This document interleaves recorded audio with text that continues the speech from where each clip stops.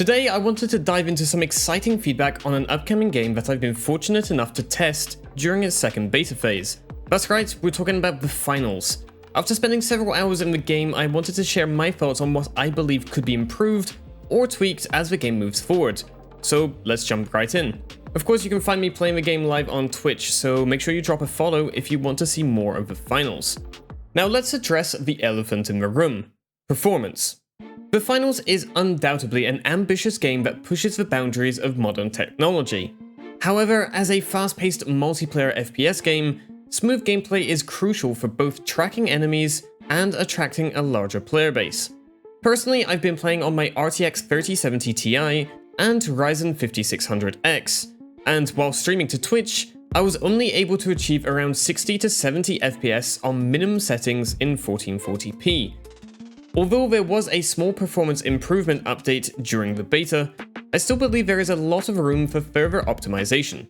Ideally, I'd love to see the game running at 144 FPS while streaming, even if it means sacrificing some graphics quality along the way, but if high-end gear is struggling to get the best out of the game, I really do fear for those on more budget-orientated systems.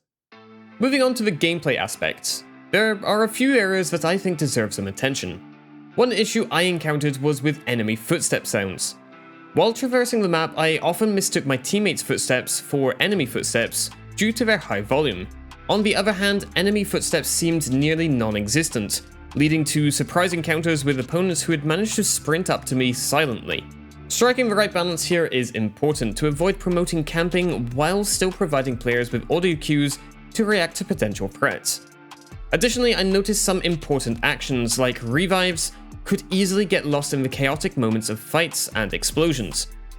Tweaking the audio bands to make these actions more prominent, even in intense situations, would greatly enhance the overall experience, especially for the more casual players out there.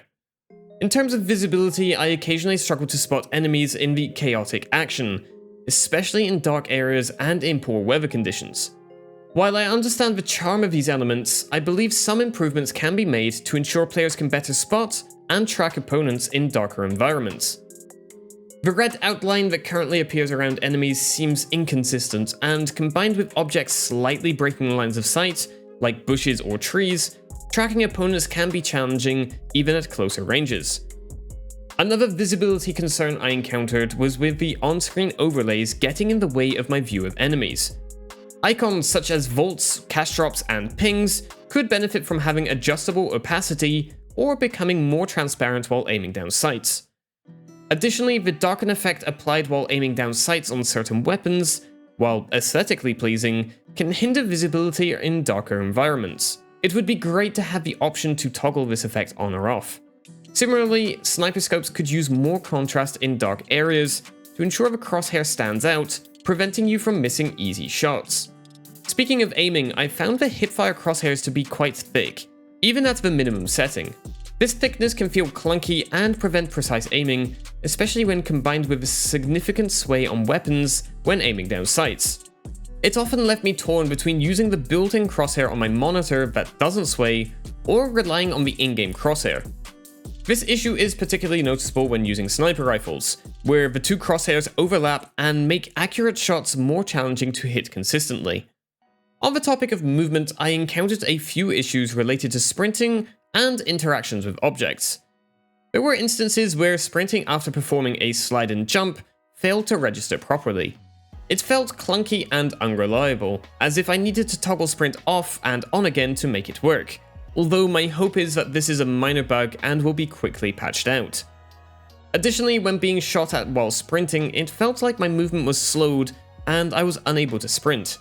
An auto-sprint option would be a welcome addition, as it doesn't seem to significantly impact aim down sight or sprint to fire times, allowing for faster and more consistent movement in many situations. I felt that the movement became less intuitive in the second beta. However, I did notice a significant reduction in ice skating, when your character continues moving in a direction for a short duration after you stop inputting any movement. The input lag and latency also felt much better compared to the first beta, although there is still room for improvement in terms of mantling and general traversal across the maps. The second beta was already a step in the right direction. Interacting with objects such as picking up your teammates' statues felt delayed at times. It felt like the game was waiting for the server to update our view of the object before allowing any interaction. The interaction radius around objects also felt smaller than I'd like, forcing players to take their time instead of quickly grabbing what they need while running or sliding past. Making some adjustments to improve how smooth and consistent the interactions feel would be a great quality of life change. Another interaction-related issue I encountered was with melee distances. There were moments where I attempted to melee a specific window to break through, but the window next to my target shattered instead, leaving me vulnerable to attacks from behind. The melee reach felt rather short, or the accuracy of the melee attack didn't align with where I was aiming. Tweaking the melee on the environment would make traversal smoother and eliminate frustrating moments like these. I didn't get time to test out the melee weapons though, so I'd be wary of overly increasing the radius in case it affects something like the knife's reach. As a newer player, I found myself dying frequently, which is perfectly fine. However, understanding the exact cause of my deaths in certain situations was difficult, especially with all the chaos around. A kill cam or death summary would greatly help new players figure out what happened and help them improve over time. Kill cam showing the final blow could be especially useful given the 20-second or so respawn timer. Let's talk about the solo experience in the finals. While the team-orientated gameplay is enjoyable, I can see how it may become frustrating for solo players like myself. Often, average players find it difficult to carry teammates who don't communicate or prioritize teamwork.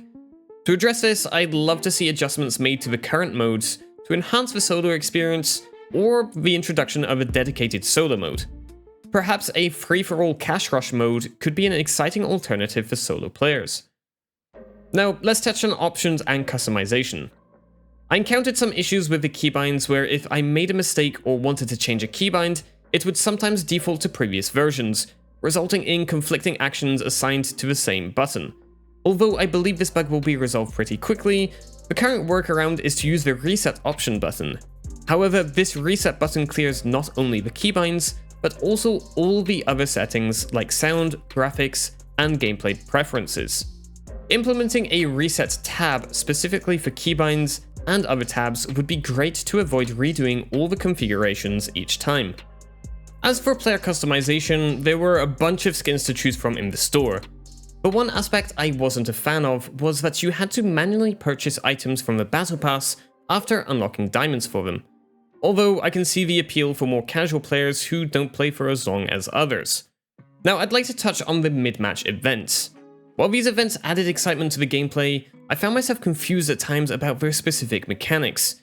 It would be nice to include explanations of these events in the tutorial or firing range to prevent confusion. Providing players with a better understanding of these in-game events would help them make the most of their benefits. A similar system was actually implemented in Hyperscape a few years back, where Twitch viewers could interact and vote on events per match. Including such an interactive feature in the finals would be amazing to see. It's worth noting that the onboarding experience could be improved. The tutorial only covers the basics of the game mode, and the training ground's lack of explanations may leave some players unaware of secondary abilities and mechanics, such as alternate attacks on melee weapons or counters to abilities. Providing clearer instructions and guidance in these areas would definitely enhance the learning experience for all players. I genuinely enjoy the finals and its game modes. The weapons feel satisfying to use, aside from the exaggerated sway that makes hitting shots challenging, and my main criticisms of the game revolve around performance issues and the solo player experience. However, I'm eager to continue playing and exploring the game. The frequent updates and patches during the beta phase are promising and show solid support for the game, so I'm feeling confident that any game-breaking bugs will be thoroughly addressed before the official launch.